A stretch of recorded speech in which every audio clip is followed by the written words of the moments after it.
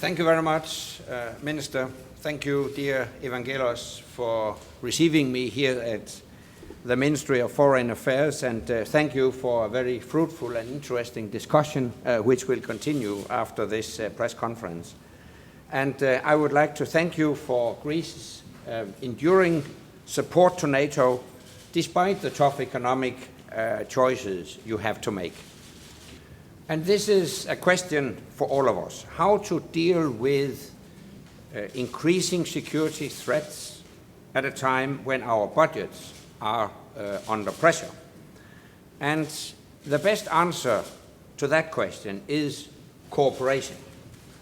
Cooperation between NATO members, cooperation with countries outside our alliance, and cooperation with other international organizations, especially the European Union. Greece plays a valuable role in all these areas. You're taking part in a number of projects with other allies to provide more capabilities at a cost we can afford. This is what we call smart defense. You play a constructive role in building our cooperation with partner countries, especially those in the Middle East and North Africa. And next year, you will take over the European Union's rotating presidency at a pivotal moment in the evolution of Europe's defense capabilities. The European Council meeting on defense in December this year is a real opportunity to create a stronger Europe. And Greece, as the next EU presidency, will have a major role in turning those commitments into real capabilities. This would be good for Europe, it would be good for Europe's credibility around the world, and it would be good for NATO. Because NATO is as strong as each of its members. So the stronger our members are, the stronger we will all be. And that's why I hope the European Council will produce real, tangible, and lasting results, and why I look forward to strong leadership from Greece as we work to make Europe and NATO stronger. Secretary General, regarding NATO enlargement process, how do you see firearms perspective to become a NATO member, taking into account Mr. Gruevski's well-known position? Well, NATO has taken a very clear position already in 2008 at the NATO summit in Bucharest. We stated that we are prepared to extend an invitation to accession negotiations once a mutually satisfactory solution to the name issue has been found. Unfortunately, we haven't seen progress since then.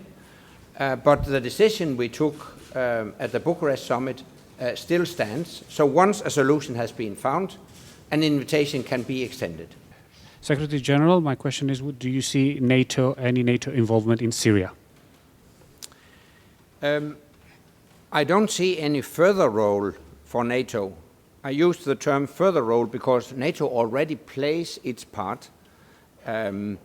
As you know, we have focused on the defense of our ally, Turkey. We have deployed Patriot missiles to Turkey to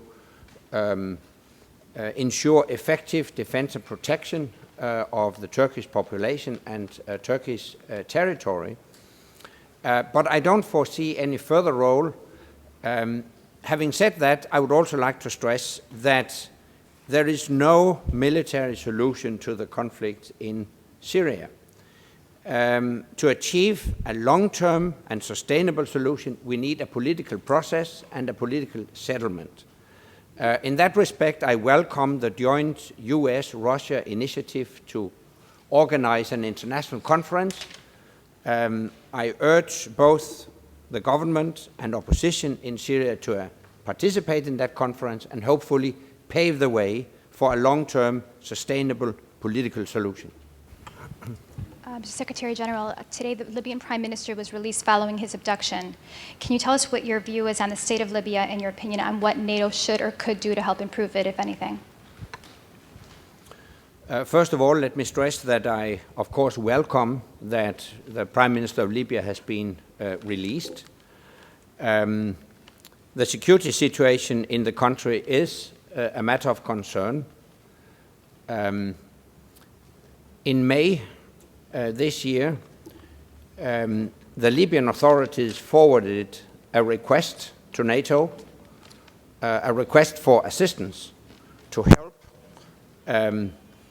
build a security sector, modernize the security sector. Since May, we have been exploring that request, and we are now considering how we could possibly assist Libya in the best way, in a way that adds value. I think we all recognize that Libya needs such assistance, but obviously it's also important that we coordinate between all actors, between international organizations, coordinate with nations that provide assistance to Libya. But I think the international community has a responsibility to help the Libyan authorities upon their request.